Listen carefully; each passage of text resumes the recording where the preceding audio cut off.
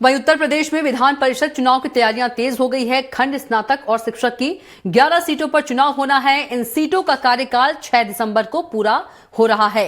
इनमें 5 स्नातक और 6 शिक्षक निर्वाचन क्षेत्र की सीटें जो है वो शामिल हैं।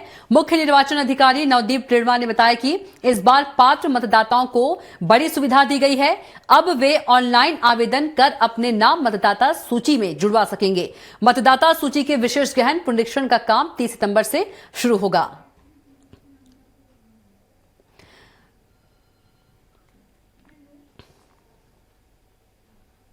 तो यूपी में विधान परिषद चुनाव की तैयारियां तेज हो गई है।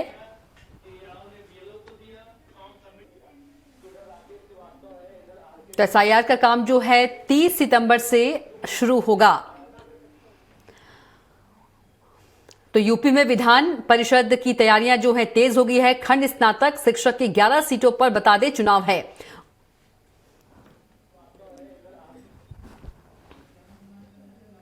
और इसी खबर पर ज्यादा जानकारी के साथ लखनऊ संवाददाता घनश्याम निशान चौरसिया हमारे साथ सीधे जुड़ गए हैं। घनश्याम, उत्तर प्रदेश में विधान परिषद की बात करें तो चुनाव की तैयारियां जो है वो तेज हो गई है। एसआईआर का काम जो है 30 सितंबर से शुरू होगा और कुछ इस पर अपडेट बताइए।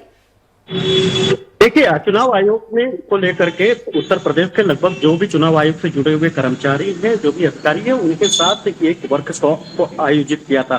वर्कशॉप में सभी लोगों को जो जरूरी दिशा निर्देश दिए गए हैं, वो ट्रेनिंग दी गई है। और जो इस बीच में जब मतदाता पुनरीक्षण किया जाता है तो जो एरर आता है, छोटी छोटी दिक्कतें आती हैं, उससे कैसे निपटना है ताकि समस्या ना हो, उसको लेकर के बातचीत की गई है। 30 सितंबर से चलेगा, लगभग ये दिसंबर तक चलेगा। सबसे बड़ी चुनौती ये है कि 6 दिसंबर को 6 सीटों पे, एमएलसी सीटों पे जो स्नातक चुनाव होता है उसकी कार्यकाल खत्म हो रहा है। उसके पहले ये पुनरीक्षण हो जाना चाहिए। और ये चुनौती भी है चुनाव आयोग के लिए, क्योंकि उत्तर प्रदेश एक बड़ा राज्य है, 24-25 करोड़ की जनता यहाँ पे रहती है। ऐसे में ये करना एक बड़ी चुनौती के तौर पे चुनाव आयोग के लिए देखा जा रहा है। तो इसको लेकर के एक विशेष प्रावधान किया गया है। चुनाव आयोग की तरफ से बताया गया है कि लोगों के अंदर जागरूकता फैलाया जा रहा है। लोगों के बीच में हम लोग जाएंगे और जितने भी मृतक है या फिर जो गलत प्रविष्टियां दर्ज की गई हैं, यानी ऐसे लोग जो बेवजह नाम उनकी है, यानी फर्जी मतदाता है, उनको निकालना, नए मतदाताओं को जोड़ना, और जो लोग उत्तर प्रदेश में पहले थे अब उत्तर प्रदेश को छोड़ चुके हैं, या फिर जो लोग बिहार के अन्य राज्यों से आकर के उत्तर प्रदेश में बस चुके हैं, उनसे जो जरूरी दस्तावेज है उन दस्तावेजों के बारे में उनको बताया जाएगा। उसके बाद यहाँ पे शामिल किया जाएगा। सबसे बड़ी बात है कि एसआईआर को लेकर के बिहार में जिस तरीके से राजनीति का परवान चढ़ा, और वह राजनीति का परवान सत्ता और चुनाव आयोग को झेलना पड़ा, अब वो उत्तर प्रदेश में भी शुरू होने जा रहा है। देखने वाली बात होगी कि यहाँ पे पहले से ही कई शपथ पत्र देने वाले समाजवादी पार्टी के मुखिया अखिलेश यादव इस मामले को लेकर के क्या कुछ रुख अपनाते हैं,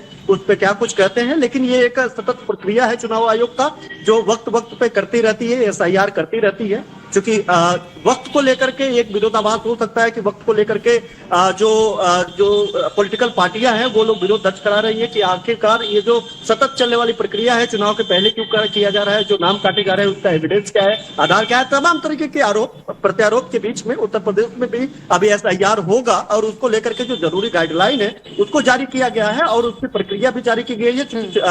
स्नातक जो चुनाव है उसको लेकर के जो नए मतदाता है, यानी जो स्नातक पढ़ाई कर चुके होते हैं, जो 3 साल पुराने स्नातक, यानी 3 साल पहले जिनकी कंप्लीट हुई है ग्रेजुएशन, वही उन्हीं लोगों का नाम इस लिस्ट में, यानी चुनाव आयोग के इस लिस्ट में, मतदाता की लिस्ट में शामिल किया जाएगा। उसको लेकर के भी एक भारी भरकम प्रोटोकॉल बनाया गया है, गाइडलाइन जारी की गई है। उस गाइडलाइन के तहत जो भी नए मतदाता होंगे उनको शामिल किया जाएगा। जो मतदाता पुराने हैं उनको अगर कहीं पर भी अगर दिक्कत उसमें आएगी तो उसमें से निकाला जा सकता है। बिल्कुल घनश्याम, आपका बहुत ही धन्यवाद जानकारी साझा करने के लिए।